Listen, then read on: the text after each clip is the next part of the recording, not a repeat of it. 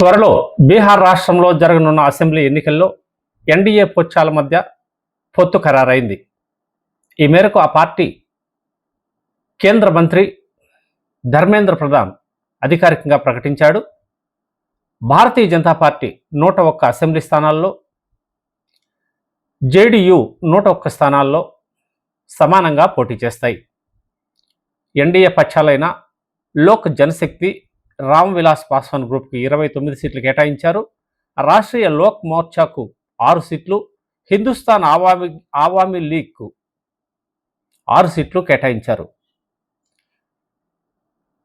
త్వరలో జరగనున్న అసెంబ్లీ ఎన్నికల్లో తామంతా ఐక్యంగా ఉన్నామని ప్రజల్లో సందేశం ఇవ్వడానికి ఈ పొత్తు సూచికగా నిలబడుతుందని కూటమి వర్గాలు అంటున్నాయి.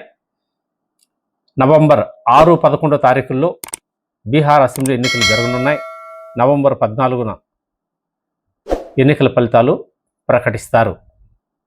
ఈ నేపథ్యంలో ఎన్డీఏ పక్షాలు తమ ఐక్యత చాటుకుంటూ పొత్తు ధర్మాన్ని పాటించి సీట్ల పంపకాన్ని చేపట్టినట్లు ధర్మేంద్ర ప్రధాన్ ప్రకటించారు.